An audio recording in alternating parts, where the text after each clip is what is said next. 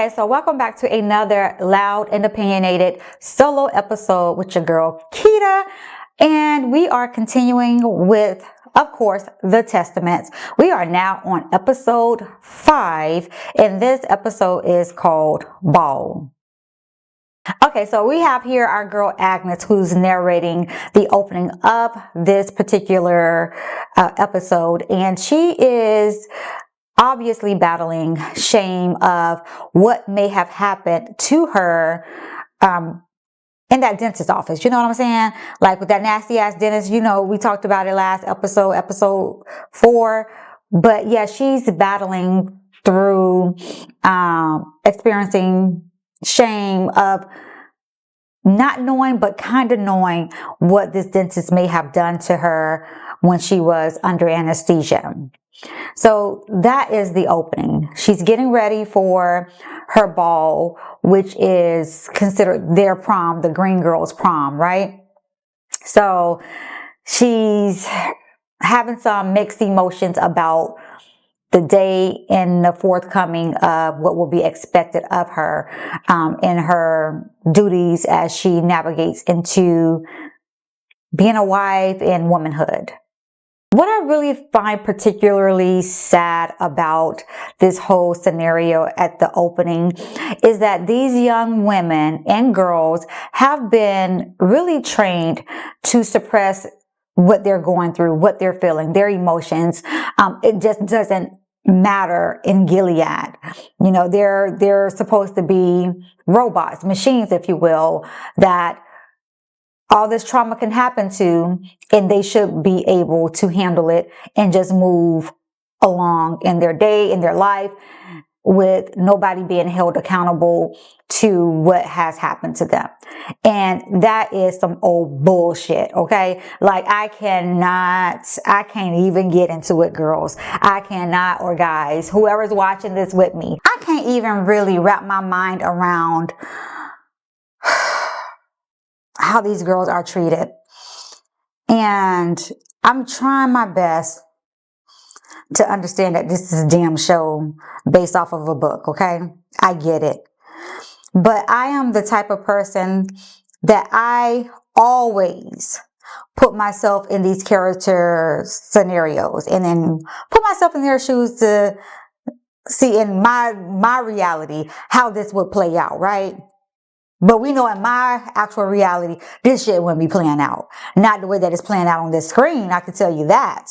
I feel bad for any woman, whether you're in a land of the free or you are in an oppressed type of nation where you do not have the autonomy to move the way that you need to move and be able to express the emotions that you're actually going through. I couldn't even freaking imagine. But this is what we're experiencing as we're going through and navigating these different episodes in Gilead, as we saw in The Handmaid's Tale, if you watch The Handmaid's Tale. And some people have asked me, like, do I need to watch The Handmaid's Tale to even be able to comprehend what's going on in Gilead? And me personally, I don't think that you need to watch The Handmaid's Tale to understand what is going on over here on the Testaments. I think it's beneficial, but I don't think that you necessarily need to watch The Handmaid's Tale to dig right into the Testaments. Not at all. So Agnes is actually trying on her ball prom gown on, and she's trying it on so she can, of course, show evil ass Paula, but her Martha is there as well. And I have got to say, honey, if I was in Gilead and I was going to the prom, baby, I would want to dress just like Agnes, okay? Agnes was what T in this particular gown. It was the best looking gown of the night to me. I mean, that's just where I am with it. But yeah, so she's trying on her gown and Paula absolutely loved it. She absolutely loved it. And so next thing we're over at the ball / prom, right? Because what this ball is, it is definitely the prom for these girls. And speaking of proms and balls, I I just remember the prom being a time where, especially high school prom, okay, being a time where you were getting ready to transition into college and into adulthood. So this was your turn up time. This was your celebration of, you know, getting through these 12, well, really 13 years of school and really, really celebrating your accomplishments, right? This particular ball slash prom is a little different. It's a little bittersweet. Yes, these girls have been educated to the point of only obeying everything the commander would tell them to do as a wife, and to be obedient to their husbands. That's what this prom is about. That's what this ball is about. This ball is to change the trajectory of their lives by the end of the night. So this is given, it's like, these are the cows that's coming out when you go to the state fair, and everybody is looking at the cows and they're auctioning them off. You know, this is where everybody gets a chance to look at them to see if, you know, they're healthy, if they, you know, have all of the requirements that the owners would require for them to come to their farms, or, you know, whatever. That's what this reminded me of. Now, again, I, Laketta, consider this some old bullshit. Like, I do. I'm sorry, but I do. And I understand, again, I'm going to keep saying it. I understand that this is a show and this is the way that Gilead is. And I get that. But I'm going to have my opinion, and I'm going to be very opinionated and loud about it. Okay. So that's just what it is. So yeah.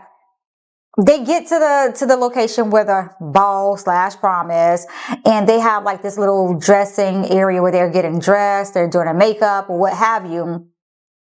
And so we got one of the aunts in there with a camcorder, like this is such a momentous day, which it is. I get it. It is for these young ladies, and they've worked so hard to, number one, get the period, okay? And then number two, to have the training that is necessary to become a commander's wife. And this is not just any old commander, okay? These are the top of the line commanders. So you already know what this means, right? Huh? You know what it means? I'm going to tell you what it means. Since you're acting like you don't know what it means, it means probably that some of these men that's going to be here to choose these girls are going to be old and dusty as hell. That's what that means, okay? I'm just putting it out there. That's what it's watch. Just watch. I bet I'm right. So let's move it right on along. So again, this aunt is there with her camcorder so she can document this momentous day for these young ladies.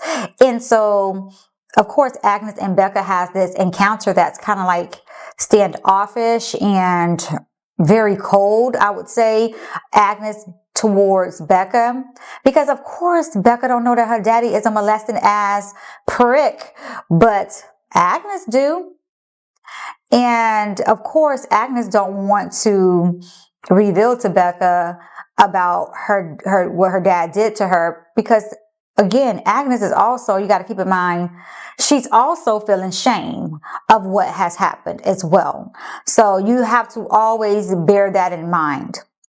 So we're going to move right along to the next thing that happens, okay? But before I do want to say something very positive, and that is this lighting and the cinematography is absolutely top freaking tier. I just love the way that this show is filmed, and the lighting and the way just that it overall looks, you know, it just really evokes all type of emotions from you just by the lighting and the cinematography on its own. And I did really love the dance that the girls did, because they had like this little coordinated circle, a 3-tier type of circle where there was the pink girls, there was the purple girls, and then there was the greens on the outside. But dance was going good, honey. It was going good for me up until the end when they all looked up at them dusty ass men that's gonna be choosing them. Child, I'm really, I was really debating because this show was making me so mad. I was really debating whether or not I would continue on with doing these episode reviews for the Testaments because I just be really upset about it. But I'm going to keep on because I'm a person that likes to see things through from the beginning to the end. Okay. So we are going to continue, even if I'm mad, even if I'm wanting to punch a wall, we're going to continue. Now, next, what happens is that the girls finish the dance. Then the fathers come in to have like a father-daughter dance with their daughters, right? And girl, I was so happy about it up until I saw that damn dentist. When I saw his little raggedy self walk in there, girl, if I could have a superpower to be able to like get in my TV and be right there in that scene, that's what I would wish for. In that moment, I was hoping that I could just get right into the TV and punch his ass. Like I just knock his ass out real quick, give him a 1-2, get back in my room and finish watching the show. That's what I really wanted. But we already know that's not what happened, okay? Because I'm obviously still sitting here free, okay? So the girls have their dance, of course, with their fathers, and then the younger, more, I would say, lower tiered commanders come in and they also choose who they want to dance with, and they take over the dance from the fathers.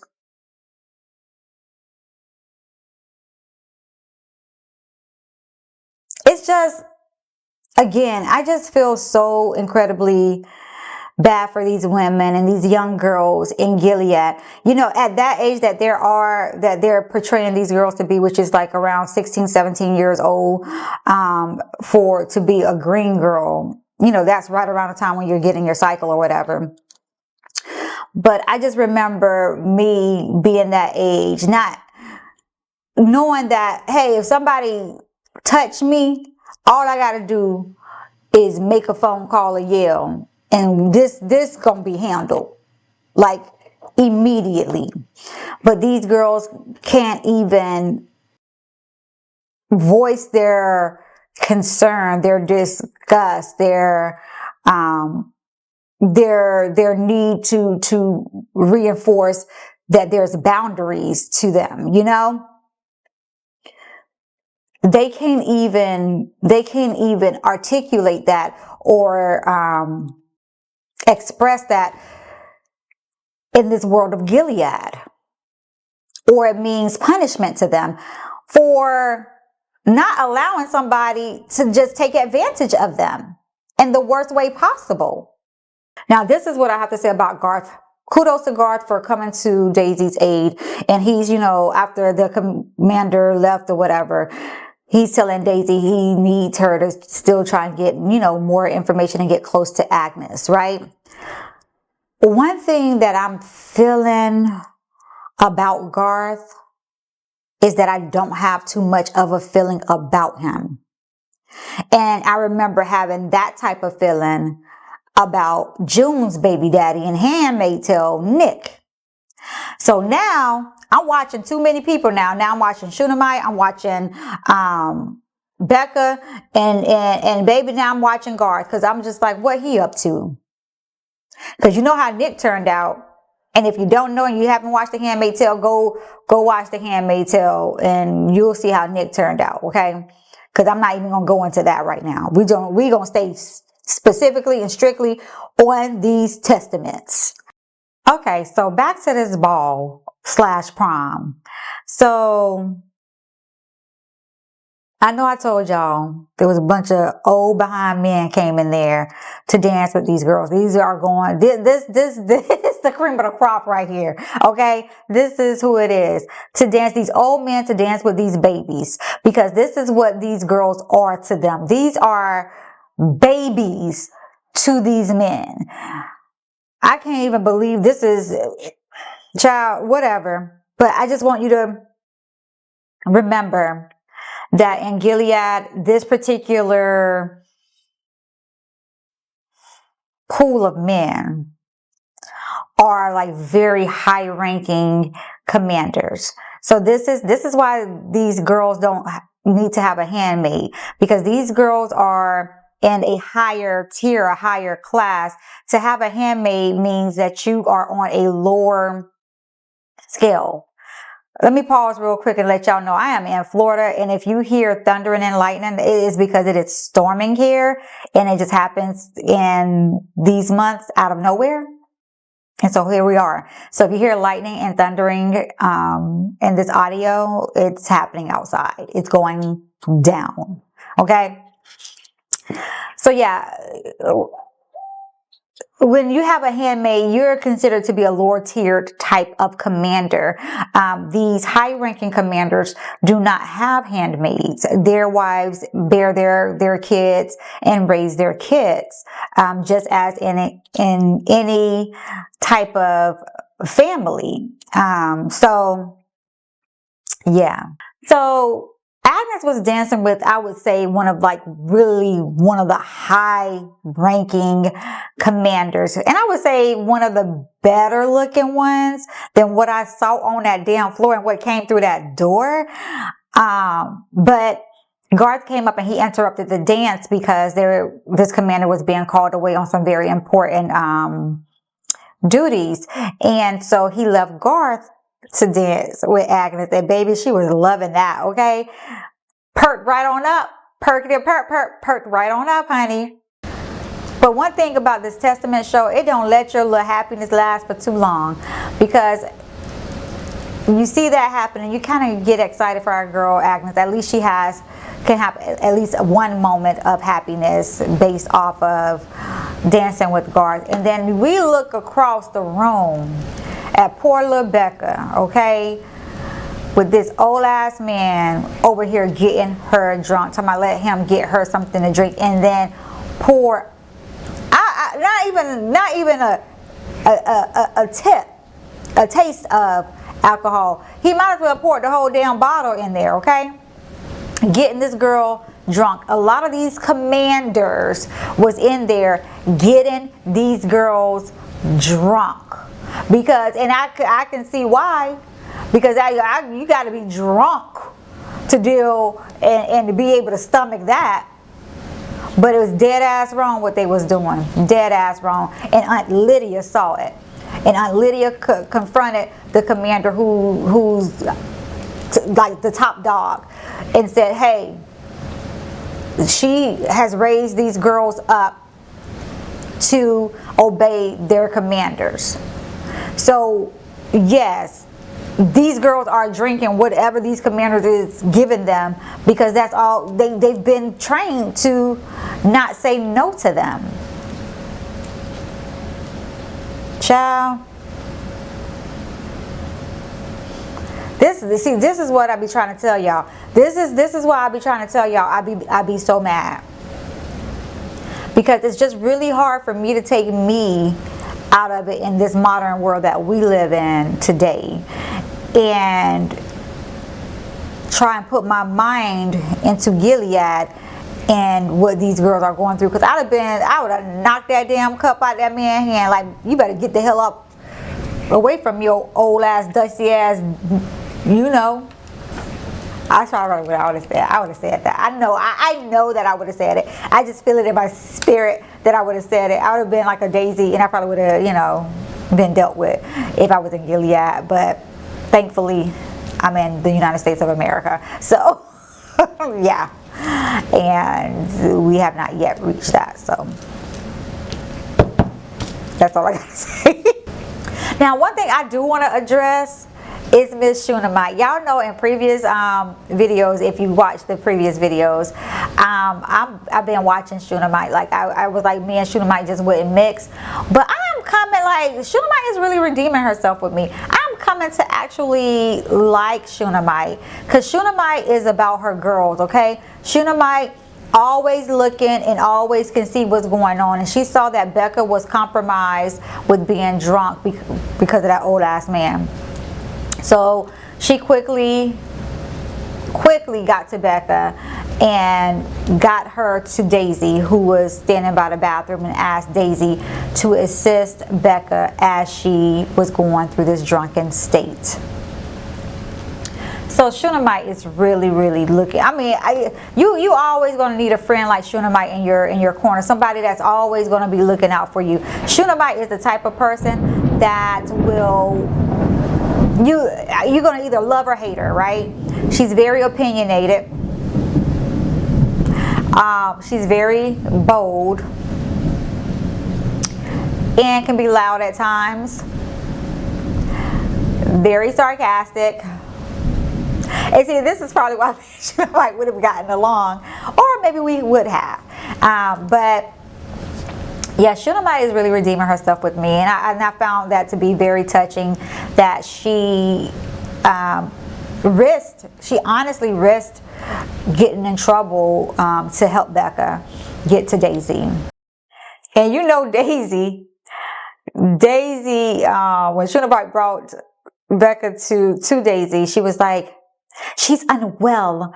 And Daisy said, no, she's fucking drunk.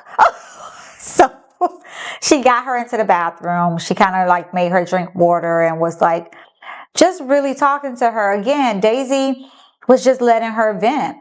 And sometimes that's what we need. We just need to vent. And Becca, even in her drunken state, said she did not want to go back in that room. She did not want those men touching her. She didn't like what was going on, right? And then she said what we all have been thinking. And so while she was in the bathroom with Daisy, and Daisy was giving her some encouraging words, you know, she was telling her, because Becca was basically saying she wanted to run away, and Daisy was telling her not to do that. And so what was happening is that Daisy was giving her some encouraging words and saying, you know, you got friends that love you. Look at Shunammite, who risked, you know, getting you over to safety with me. And she was like, and Agnes loves you. And then Becca says, but not the way I love her. I knew it, y'all. I knew it. I said, something going on here. I knew it. I can't wait to see like what direction this is going to go into. Because if you remember in the Handmaid's Tale, for those of you who watch Handmaid's Tale, I can't remember the character's name. Emily. I think her name was Emily. She was a handmaid, and her name was Emily. And she originally, at the very beginning of the Handmaids, was identified as being, a lesbian. I believe she was identified as, being a lesbian. And they cut her clitoris off. So you can't be around Gilead just out in the open like how it is here in the United States of America, because these people are not accepting of that lifestyle, which is absolutely insane. I don't know why people can't mind a business that pays them, but whatever. But yeah. So Becca has to tread very lightly in this particular arena, because you never know. So now the girls is like taking a break into like that little dressing room area.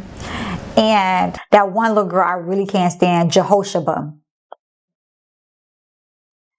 She is so mean-spirited, she's so mean-spirited. So she gonna bring her ass up in there trying to talk about Becca. And baby, Shunammite wasn't about them games, baby. She walked right over there and told her to hush her mouth. And then your girl, Jehoshaphat, still had some more to say. And Shunammite handled it the way that it was supposed to be handled. And that was by slapping the taste out of her mouth. I told you to shut up. Now, didn't I tell you? I told you, I warned you. You still was talking. That's what Shunammite did. But no, seriously, guys. I do not condone violence, but she had it coming. She really did. She had it coming. She always running her mouth. She always being mean. She always thinking nobody gonna lay them hands on her, and she got them hands laid on her. She got blessed by Shunammite, okay? So one of the aunts come and get Agnes out of this room and said, Agnes, it's your turn. And she was like, the commanders want to meet with you, to know more about you. And so she goes into this room with the top tier commander, and then all these other commanders are on like a Zoom virtual meeting, so to speak. And they're on the screen, and they all are in their little respective boxes because they're like on a Zoom. And so Agnes sits down at this table, and it's like kind of like a panel interview type of scenario, I would say. Or not necessarily a panel, it's a one-on-one, but it's with the commanders looking on. Now, had the commanders been asking questions as well, that may have been considered a panel interview, but this was a one-on-one, and these commanders were just there taking notes to see maybe if Agnes is a fit for them. And so Agnes did get a little choked up. She did start hyperventilating. Like the reality of it, I believe, started getting to her. And so the commander stopped the recording and, you know, kind of gave Agnes some encouraging words, if you will.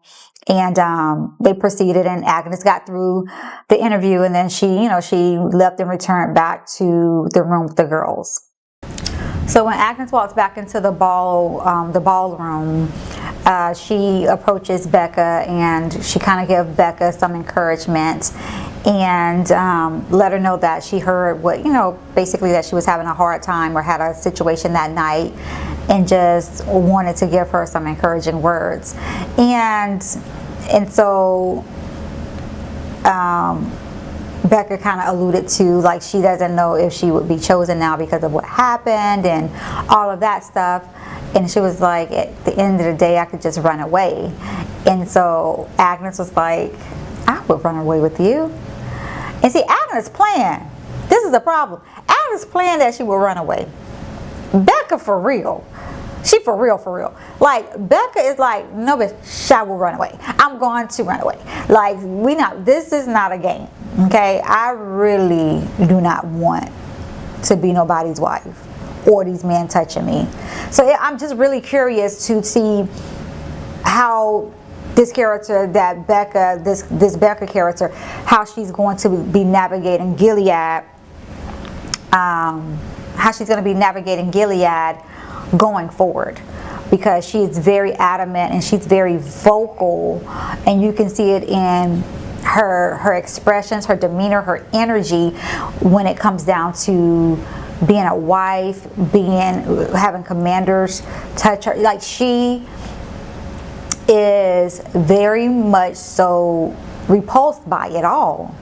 So I'm just really want to like pay attention to how they develop this character and the different conflicts she's probably going to be presented with, in this world of Gilead.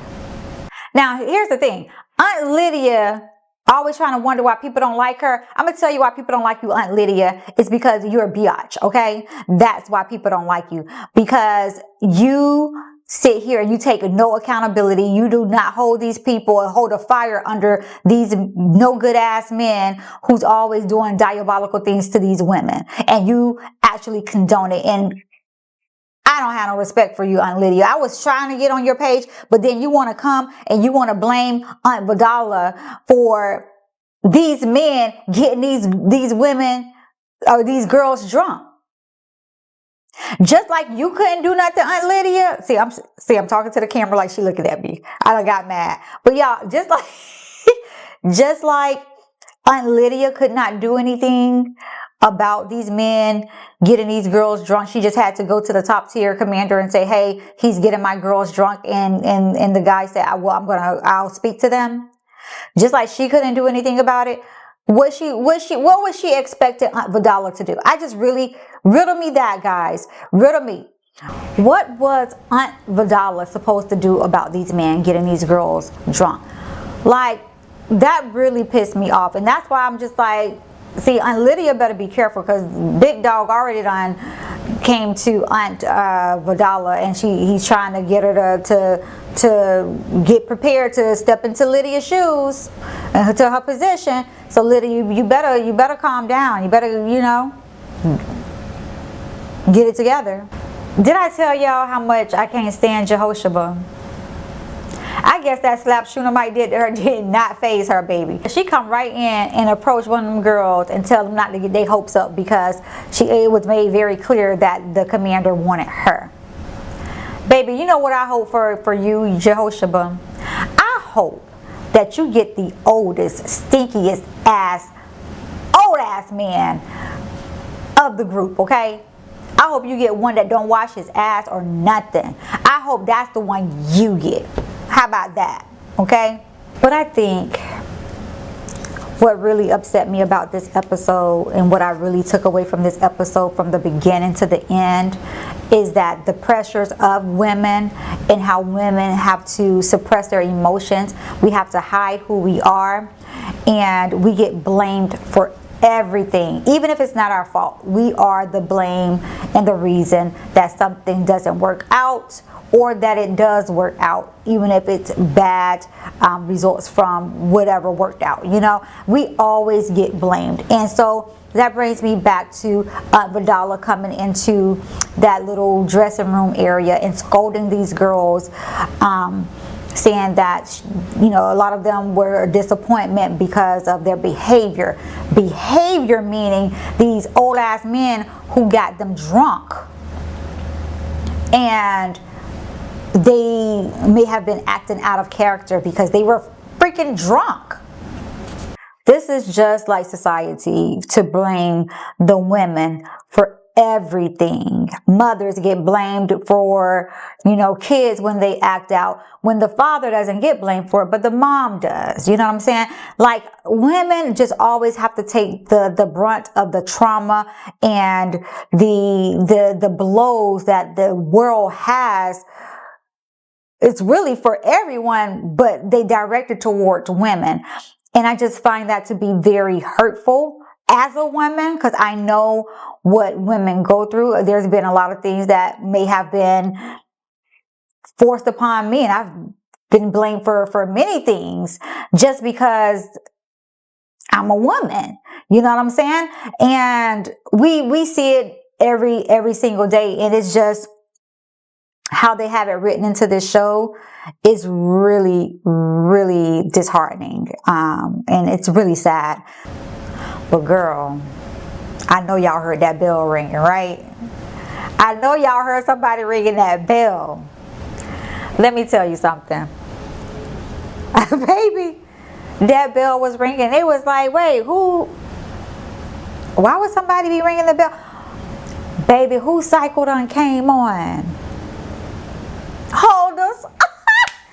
Baby, Holder came in, and she was so excited, honey, that she can now be qualified to be a green girl because her cycle has come.